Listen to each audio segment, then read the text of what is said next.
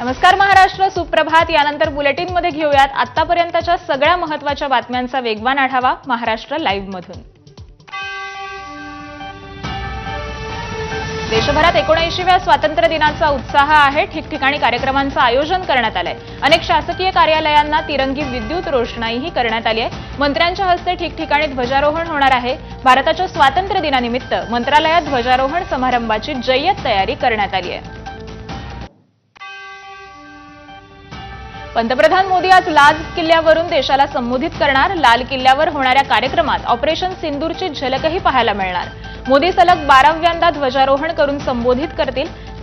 पंतप्रधानांचे स्वागत संरक्षण मंत्री राजनाथ सिंह, संरक्षण राज्यमंत्री संजय सेठ आणि संरक्षण सचिव राजेश कुमार सिंह हे करतील.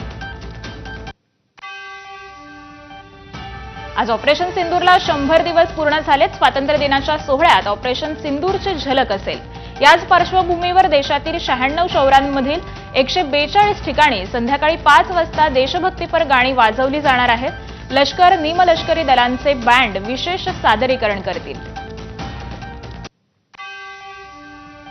ठाण्यात रात्री 12 वाजता उपमुख्यमंत्री एकनाथ शिंदेंच्या हस्ते ध्वजारोहण करण्यात आलं. ठाण्यातील शिवसेना शाखेच्या प्रांगणामध्ये ध्वजारोहणाचा सोहळा संपन्न झाला. राष्ट्रध्वजाला वंदन करून शिंदेंनी सर्वांना स्वातंत्र्य दिनाच्या शुभेच्छा दिल्या. ठाण्यात उपमुख्यमंत्री शिंदेंच्या हस्ते ध्वजारोहण सोहळा संपन्न झाला. या सोहळ्याची खासियत म्हणजे स्पेनहून आलेल्या मार्क्स दे सॉल्ट या आंतरराष्ट्रीय दहीहंडी पथकानं विशेष सलामी दिली. त्यांच्या या अनोख्या उपस्थितीत ठाण्यामध्ये स्वातंत्र्य दिनाला सुरुवात झाली. ठाण्यात ठाकरेंच्या सेनेकडूनही ध्वजवंदन करत सलामी देण्यात आली. माजी खासदार राजन विचारे आणि केदार दिघेंसह अनेक कार्यकर्ते ध्वजारोहणाच्या कार्यक्रमाला उपस्थित होते. तसंच अनेक माजी सैनिक देखील कार्यक्रमामध्ये सहभागी झाले होते. ऑपरेशन सिंदूर राबवणाऱ्या वायुदलातील जवानांना शौर्य पुरस्कार जाहीर करण्यात आलाय. वायुदलातील 36 जवानांचा शौर्य पुरस्कारानं गौरव करण्यात आला. विंग कमांडर अभिमन्यू सिंह यांना शौर्यचक्र पुरस्कार जाहीर करण्यात आलाय. तर 4 ग्रुप कॅप्टनसह 9 जणांना वीरचक्र पुरस्कार प्रदान करण्यात येणार आहे. यामध्ये group captain RS Sidhu, Manish Arora, Animesh Patni, Kunal Karla, wing commander Joy Chandra, squadron leader Sarthak Kumar, Siddhant Singh, Rizwan Malik यांचा समावेश आहे. तर फ्लाईट लेफ्टनंट AS ठाकूर यांना वीरचक्र पुरस्कार प्रदान करण्यात येणार आहे. यासोबतच वायुदलातील 26 जवानांना वीरता पुरस्कार देखील प्रदान करण्यात येणार आहे. भंडाऱ्यातील गोसेखुर्द धरणाच्या स्वातंत्र्य दिनाचा 79वा वर्धापन दिनानिमित्त तिरंग्याची मनमोहक विद्युत रोषणाई करण्यात आली आहे. या मनमोहक विद्युत रोषणाईचं ड्रोनद्वारे टिपलेलं काही खास दृश्य ABP माझाच्या या प्रेक्षकांसाठी.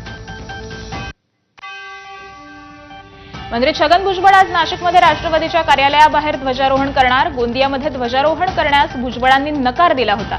त्यानंतर छगन भुजबळ नाराज असल्याची चर्चाही रंगली होती. दरम्यान आज गिरीश महाजनांच्या हस्ते नाशिकमध्ये मुख्य ध्वजारोहण होणार आहे. तर दुसरीकडे राष्ट्रवादीच्या कार्यालयाबाहेर भुजबळांच्या हस्ते ध्वजारोहण होईल. नवी मुंबईत एस नॅपकिन बुके आणि सेंट अँड्र्यूज स्कूल यांच्या संयुक्त विद्यमानं पोस्टकार्डवर तिरंगा उपक्रम राबवण्यात आला. 79 शालेय विद्यार्थ्यांनी यामध्ये सहभाग घेतला. गोरखनाथ, सविता आणि मानसी पोळ यांच्यासह शाळेच्या शिक्षक वर्गाच्या सहकार्याने हा उपक्रम राबवण्यात आला.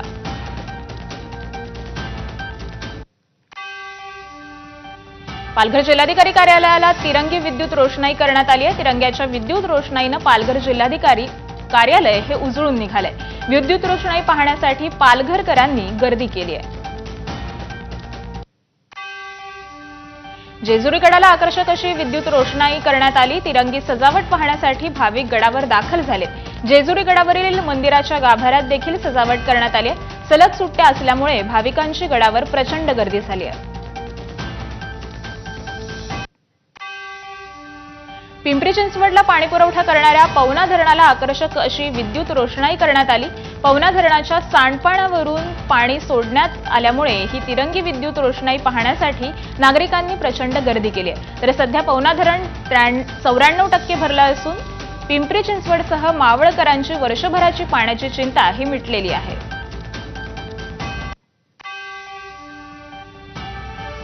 अकोल्याचे सुंदराबाई खंडेवाळ टॉवर तिरंगी रोषणाईनं न्हावून निघाले. तिरंगी रोषणाईनं टॉवर उजळून निघालं. अकोल्यातील टॉवरची खास दृश्य एबीपी माझाचे प्रेक्षक हंजला अमीन अलीनी यांनी टिपली आहेत.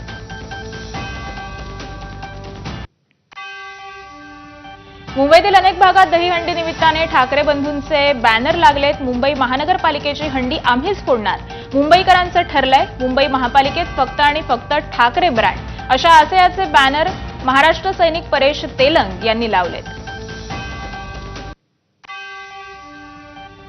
ठाण्यातील गडकरी रंगायतांचं आज उपमुख्यमंत्री एकनाथ शिंदेंच्या हस्ते उद्घाटन होणार.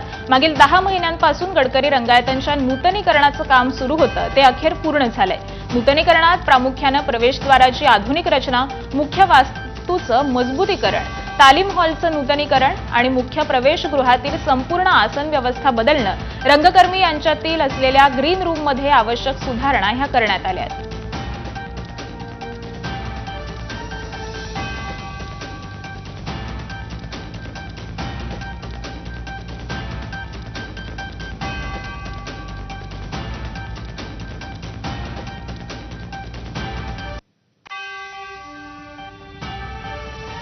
स्वातंत्र्य दिनापासून देशभरामध्ये वार्षिक फास्टॅग पास सिस्टीम सुरू करण्यात आली आहे. या पासमुळे दररोज किंवा वारंवार टोल रस्त्यावरून प्रवास करणाऱ्यांसाठी फास्टॅग वार्षिक पास ही एक सोयीस्कर सुविधा आहे. यामुळे वारंवार टोलवर थांबण्यापासून सुटका मिळेल. हा पास विशेषतः कार, जीप, व्हॅन यासारख्या खासगी वाहनांसाठी आहे. आज शोले चित्रपटाला 50 वर्ष पूर्ण झाली आहेत. शोले 15 ऑगस्ट 1975 रोजी प्रदर्शित झाला आणि बॉक्स ऑफिसवर सर्वाधिक कमाई केली. हा चित्रपट 70च्या दशकातील सर्वाधिक कमाई करणारा ठरला होता, जो 5 वर्ष म्हणजेच 2000 दिवस थिएटरमध्ये चालला होता. शोले खूपच कमी बजेटमध्ये बनवण्यात आला होता. या चित्रपटानं बजेटच्या 10 पट जास्त कमाई केली होती. त्यानिमित्तानं शोलेच्या गोल्डन जुबलीच्या प्रित्यर्थ भारतीय पोस्ट खात्याकडून शोले चित्रपटाचं पिक्चर पोस्ट कार्ड काढण्यात आलंय. सकाळी 11 वाजता मुंबईतील जीपीओ हेरिटेज बिल्डिंगमध्ये हा कार्यक्रम पार पडणार आहे.